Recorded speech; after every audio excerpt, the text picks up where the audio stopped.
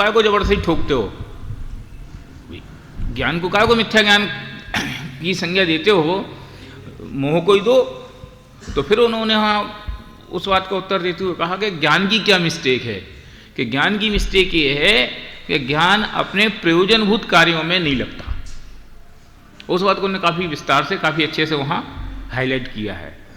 तो ज्ञान तो हो गया, लेकिन वो ज्ञान का क्षोभम, वो क्या बोलना चाहिए, क्षोभम लब्धि नहीं है। ज्ञान का क्षोभम अलग बात है और क्षोभम लब्धि अलग बात है। आत्महित की ओर उन्मुख ज्ञान, अपने कल्याण की ओर उन्मुख ज्ञान, आत्मज्ञान को करने के लिए तत्पर ज्ञान, इसका नाम ज्ञान का क्षोभम है। इसको बोलना क्षोभम लब्धि। क्षोभम अलग और क्षोभम लब्धि अलग। तो मोहमंद भी कौन सा, मंद कषाय का कारण पाकर के ज्ञानावरणादि कर्म का क्षोभम हुआ और जिससे तत्व विचार करने की शक्ति हुई, ठीक है। और फिर मोहमंद हुआ। तो वो मंद मोह में, माने कौन सा मंद मोह, कि जिसमें तत्व ज्ञान के प्रति उत्साह जगे, है ना। वो मोहमंद होने के होते हैं ना, बहुत सारे लोग सन्यासी हो गए, घर छोड़ दिया, तो उनको भी एक प्रकार से मोहमंद हुआ। मोहमंद होने का लक्षण यही थोड़ी है कि सब आप घर में ही घुसे रहो। तो वे भी तो सन्यासी हो गए, तो उनको भी तो समझ लो घर गृहस्थी से मोह छूटा, अथवा समझ लो उनकी रुचि बदल गई। उसको मोहमंद क्यों नहीं कहना। लेकिन यहां कौन सा मोहमंद, कि जिससे आत्महित की रुचि डेवलप होए, आत्महित के प्रति उत्साह बढ़े, माने अस्थि के साथ नास्ति की बात होगी। कि मोहमंद तो हुआ, लेकिन कौन सा मोहमंद, कि जो किसी उद्देश्य विशेष को लेकर के हुआ। समझ लो घर तो सब लड़कों ने छोड़, जो हॉस्टल में पढ़ रहे, साधना तो सब लड़के कर रहे, समझे ना। लेकिन साधना किसकी सार्थक है, कि जो किसी प्रयोजन के साथ पढ़ रहा है। मैं अकेले तुम्हारी बात नहीं कर रहा हूं, समझ लो जो दूसरे हॉस्टलों में भी लड़के पढ़ रहे, तो जो लड़के किसी उद्देश्य के साथ मेहनत कर रहे, वे सफल हैं। और ठीक है, अब हमें पढ़ना ही है, कुछ ना कुछ करना ही है, इसलिए बाहर आ गए हैं। तो हजारों लोग हॉस्टल में आते, रिजल्ट तो सबके नहीं आते। वैसे उद्देश्य के साथ जो साधना की जाएगी वो काम की है। तो ऐसी मोहमंद हुआ कि वो कषाय की परिणति में कमी, ये तो हुई नास्ति, और उसकी अस्थि क्या है, कि आत्महित का उत्साह। अथवा इसको ऐसा भी कहो कि आत्महित के उत्साह से मोह में मंदता हुई। हमें दोनों में ऐतराज नहीं है,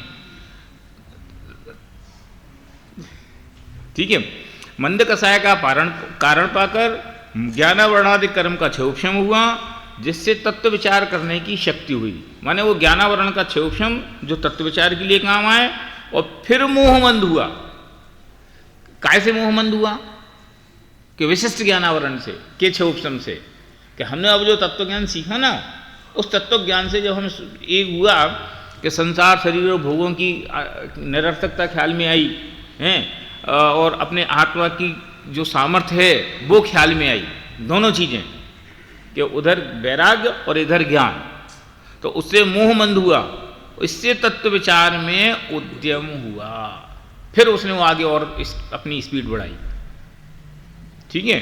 और बाह्य निमित्त देव गुरु शास्त्रादिक का हुआ, उससे सच्चे उपदेश का लाभ हुआ। इसमें आप चाहो तो वो सम्यक दर्शन की जो लब्धियां हैं, उन लब्धियों को भी आप यहाँ ढूंढ सकते हैं, ठीक है। अब बोलो तुम क्या कह रहे। दर्शनी मोह और का है।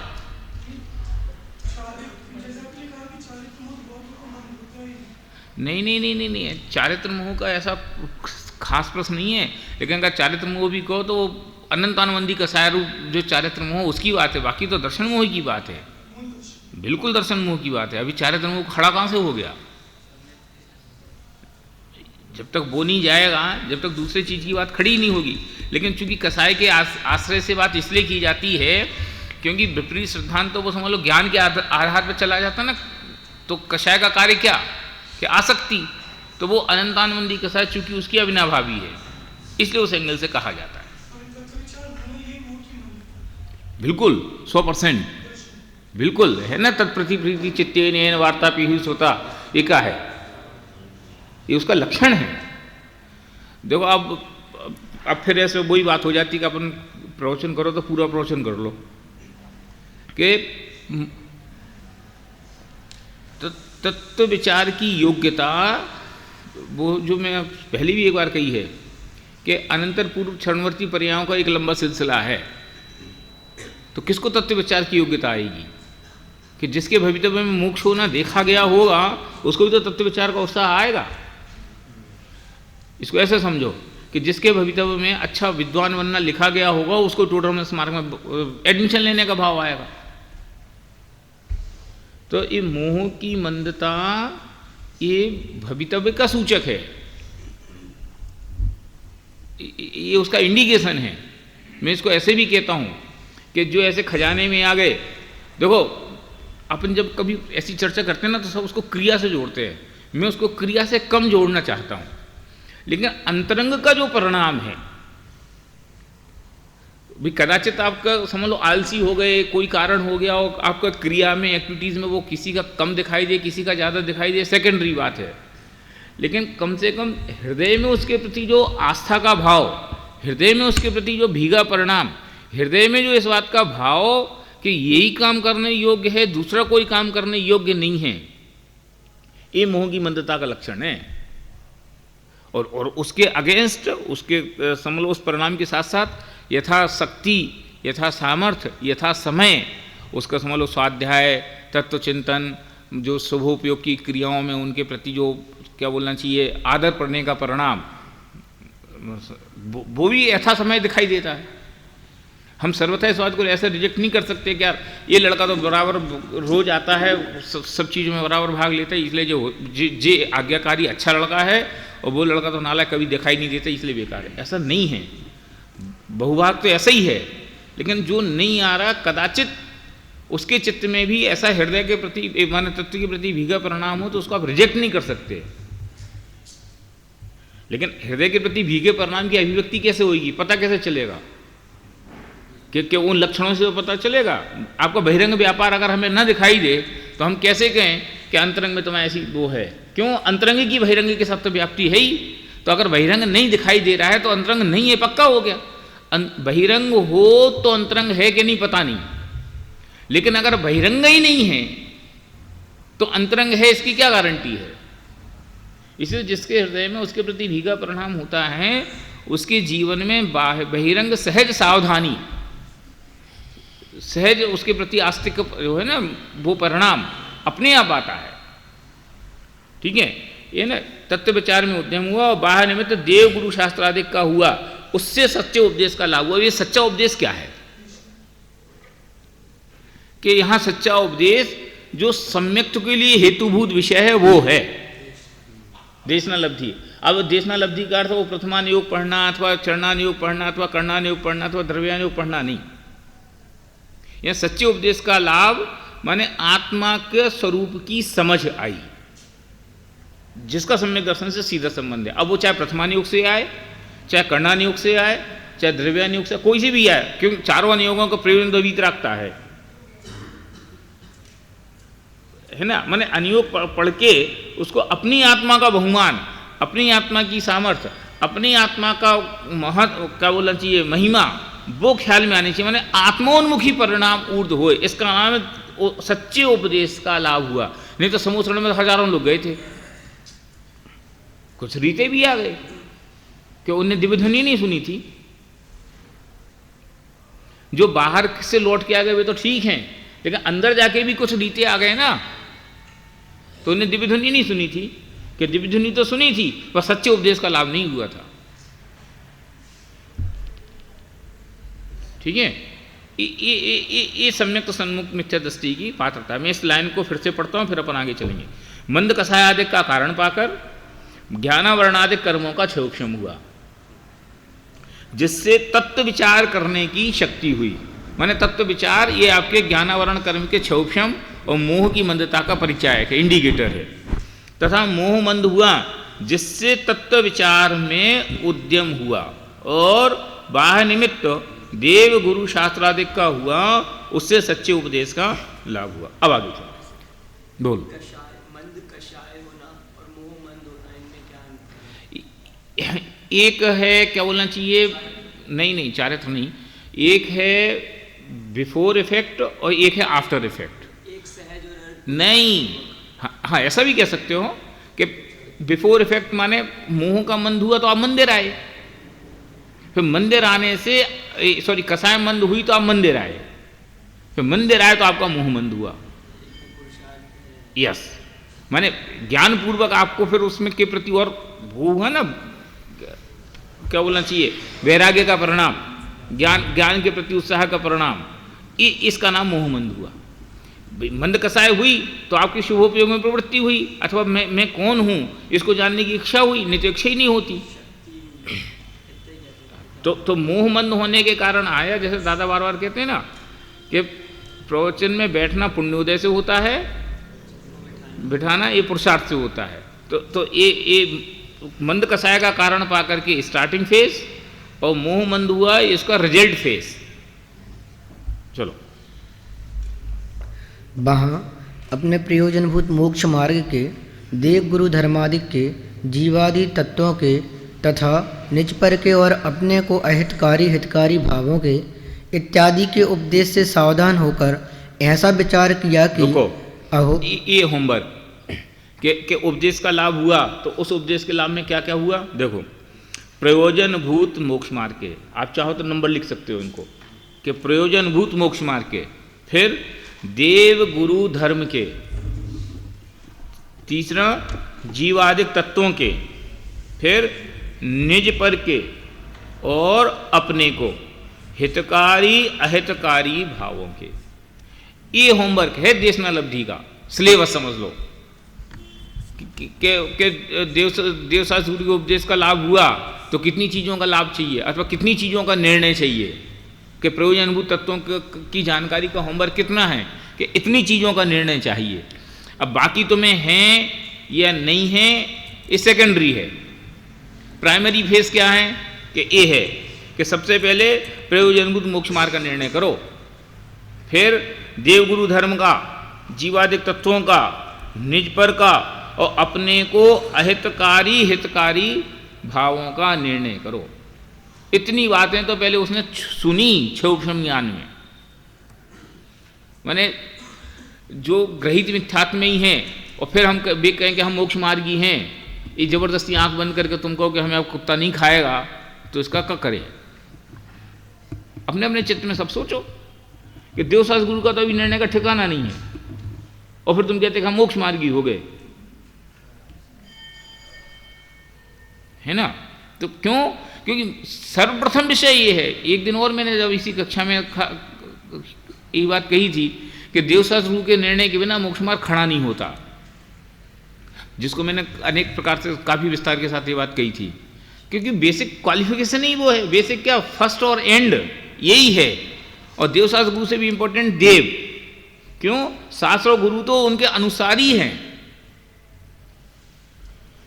तो देव का निर्णय तो में नहीं हुआ, तो देव के निर्णय में, फिर देव का निर्णय में का निर्णय करना देव का, कि देव सच्चे देव किसे कहते हैं? जो भीतरागी सर्वज्ञ और हितोपदेशी हो, ये करना। तो सर्वज्ञता का निर्णय करना, इसका नाम है देव का निर्णय करना। ऐसा नहीं कि भैया हम तो अरहंत भगवानी महावीर भगवानी पूज्य हैं और कोई पूज्य नहीं है, हम इनके सामने माथा झुकाते हैं और किसी के सामने माथा नहीं झुकाते। तो भैया इनके सामने क्यों झुकाते हो?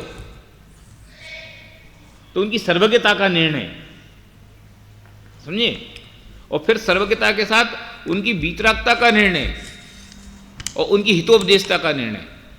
अब जिसको उनकी वीतरागता का निर्णय हो कि वे किसी को लेते नहीं और देते नहीं, तो फिर ये जो उनके प्रति दास वृत्ति है वो कैसे रह सकती है चित्त में, कि हमारा भला कर देंगे, बुरा कर देंगे, शांति विधान करा लो, कि जो विधान करा लो तो इससे ये हो जाएगा, उससे इतने दिन से तकलीफ हो रही है तो थोड़ा ही करके देख लो।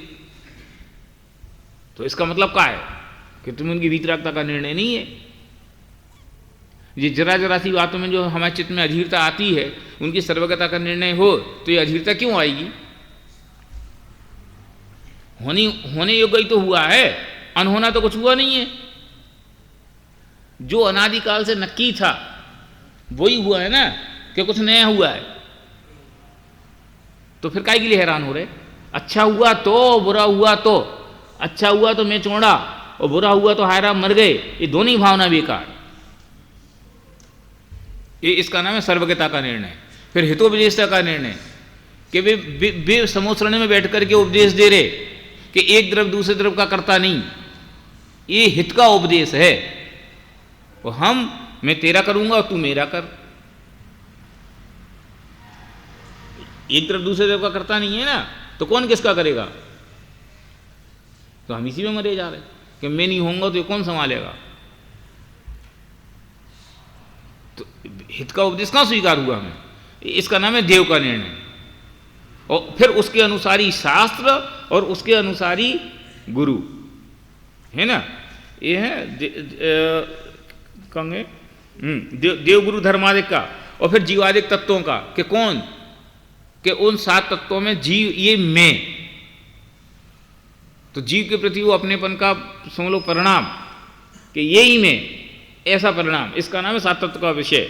फिर निज पर का और अपने को हितकारी अहितकारी भावों का इत्यादि का उपदेश से, माने ये तो अभी उसको उपदेश दिया और फिर उस उपदेश से सावधान हो करके उसके दिमाग में घंटी बजी। अब आगे बढ़ो भैया। अहो, मुझे तो इन बातों की खबर ही नहीं। मैं भ्रम से भूलकर प्राप्त पर्याय ही में तन्मय हुआ, परंतु इस पर्याय की तो थोड़े ही काल की स्थिति है तथा यहाँ मुझे सर्वनिमित्त मिले हैं, इसीलिए मुझे इन बातों को बराबर समझना चाहिए, क्योंकि इनमें तो मेरा ही प्रयोजन भाषित होता है। ऐसा विचार कर जो उपदेश सुना उसके निर्धार करने का उद्यम किया। अब इस पे आपको जितना प्रवचन करना हो करो। वहाँ मैंने 1 सेकंड रुको भाई। ये है कि इन बातों को, इस पर्याय की थोड़े ही काल की स्थिति है, यहाँ मुझे सर्वनिमित्त मिले हैं, इसलिए मुझे इन बातों को बराबर समझना चाहिए। माने उस चीज़ की बहुमान, उस चीज़ की दुर्लभता वो ख्याल में आनी चाहिए। वो कहने को तो आप खूब कहोगे पंच परावर्तन में मनुष्य भोग कितना दुर्लभ है, और वो समुद्र की राख का उदाहरण दे करके समुद्र में वो राख डाली तो कब द्वारा मिलेगी, तो सुनने में तो ऐसा कैसा लगता है, लेकिन वो फीलिंग हमारे चित्त में कहाँ आती है? शिखर जी जाओ हैं और परचेजिंग करो और पहाड़ पे ना जा, वंदना करके नहीं आओ, तो काहे के लिए शिखर जी गए थे? ऐसी मनुष्य भोग की प्राप्ति हुई हैं, सब प्रकार की अनुकूलता मिली, और इसके बावजूद भी मैं आत्मा हूं इसका निर्णय नहीं किया, तो काहे के लिए मनुष्य भय थे? विचार करो। क्यों? क्योंकि बाकी जो चारों लब्धियां संज्ञाएं हैं ये तो चारों गति के जीवों में हैं, और वे अपने अपने पुण्य पाप के उदय के अनुसार यथायोग्य करते हैं, है ना। आहार, भय, मैथुन और निद्रा, परिग्रह, तो ये चारों गति के जीवों में अपने अपने पुण्य पाप के उदय अनुसार नहीं है। नरक के जीव भी अपने अनुसार भोगते हैं, स्वर्ग के जीव भी अपने अनुसार भोगते हैं, और तुमने भी यही काम किया, तो क्या गजब किया। और फिर इसमें वो है ना, धन बड़ा अधिकार भी पर बढ़ गया क्या, ये बहुत मार्मिक है। अरे भैया समझ में आ गई ना। तो हम अपनी कीमत काय बात से कर रहे? अब 1000 के नोट चलना बंद हो गए तो हाय राम लुट गए, तो बे तुम्हारे लिए थे सब कुछ, और थे तुम्हें बड़ चौड़ा बाजार सकरा, 1 मिनट में खत्म हो गए और 1 मिनट में बड़े हो गए। ऐसे बड़े छोटे की भावना से क्या होना है? मैं बार बार ये कहता हूं कि उपदेश का विषय नहीं है, ये विचार का विषय है। ये एक बार अपने चित्त में जमे तो फिर आत्महित की प्रेरणा की जरूरत ही नहीं है। बाय डिफॉल्ट वो अपनी आत्महित की प्रेरणा के लिए अग्रसर रहते ही रहता है ना। ये है ना, इस पर्याय की मैं भ्रम से भूलकर प्राप्त पर्याय में तन्मय हुआ, इस पर्याय की तो थोड़े ही काल की स्थिति है, इसको करो विस्तार आप जितना करना हो। मैं कहता हूं कि मनुष्य गति में आदमी का टाइम कितना है अपना खुद का, पैदा होने से लगभग 10-12 साल तक तो उसको कुछ समझ में ही नहीं आती है, और 50-60 साल के बाद पराधीन हो जाता है, तो समय कितना बचा। और उस समय में भी ये पर्याय सुखी हो, इस पर्याय में सब प्रकार की अनुकूलताएं मिलें, इसके लिए कितना प्रयत्न, कितना पुरुषार्थ और कितना विचार। अपन सब भी अपनी सोचो कि अब विद्यार्थी आपस में बैठे तो उन्हें चिंता किस बात की होती है, आपस में विचार किस बात का होता है कि अर्थशास्त्री तो हो गई, अब बीएड करेंगे कि क्या करेंगे कि क्या करेंगे। ये बुरी बात नहीं है, वो तो तत्काल का विषय इसलिए होगी होगी, लेकिन इसके अलावा जो सेकेंडरी जो ऑप्शन है, सेकंड विंडो भी तो खुलनी चाहिए कि भैया ये मनस्पर्या खत्म होएगी तो फिर क्या होएगा कि तहते चे थावर्तन धरे होएगी। वो तो देवगति के लिए, मनुष्य गति के लिए भी ऐसा ही है। अगर काम नहीं किया तो क्या होएगा, बैक टू पवेलियन। तो इस पर्याय की स्थिति थोड़े ही काल की है और सर्वनिमित्त मिले हैं। माने मोक्ष मार्ग के लिए तुम्हें जो जो चीजें चाहिए, माने जो जो तुम्हें दूसरे लोग जुटा के देते, वे सब तुम्हें जुट गए। अब किसका क्या चाहिए? दादा बार बार कहते हैं ना कि तीर्थंकर के सम्मोषण में भी जाओगे तो इससे ज्यादा क्या मिलेगा। वहां भी तो उनका दिव्य ध्वनि का उपदेश ही तो है, वे हाथ पकड़ के तो कुछ कराएंगे नहीं, तो दिव्य ध्वनि का उपदेश तो यहां भी है। तो अब क्या बचा कि अपना कल्याण करने की भावना वो करेंगे तो वो नरक में भी सम्यक दर्शन प्राप्त कर लेगा, और वो नहीं करेंगे तो सम्मोषण से भी रीता आएगा। ठीक है, चलो आगे।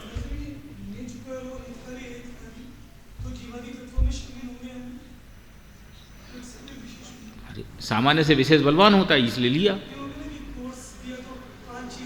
अभी अकेले एक कह के भी फ्री हो सकते थे, वे अगर जीवादिक तत्व भी कह देते तो ही फ्री हो सकते थे। तो वे अकेला एक कहते तो भी फ्री हो सकते थे, बाकी भी कहने की क्या जरूरत थी, क्योंकि इसमें बाकी सब शामिल हो गए जीवादिक तत्व में। लेकिन सामान्य से विशेष बलवान होता है, इसलिए उन्हें थोड़ा विस्तार कर दिया उसका। जो आपको उसके योग्य लगे वो सब शामिल कर लो। वही तो मैं कह रहा हूँ, सब अपने अपने विचार से जिसको इसमें लगे कि इसमें ये चीज़ें और शामिल कर लेनी चाहिए वे कर लो, उसमें कोई एतराज़ नहीं है। चलो, वहाँ उद्देश्य, लक्षण निर्देश और परीक्षा द्वारा उनका निर्धार होता है। इसलिए पहले तो उनके नाम सीखे, वह उद्देश्य हुआ, फिर उनके लक्षण जाने, फिर ऐसा संभवित है कि नहीं ऐसा विचार सहित परीक्षा करने लगे। कल पढ़ेंगे भैया।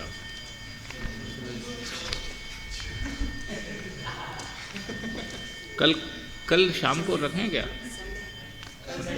कल का भी सम्मेलन है भाई, तो कभी सम्मेलन है।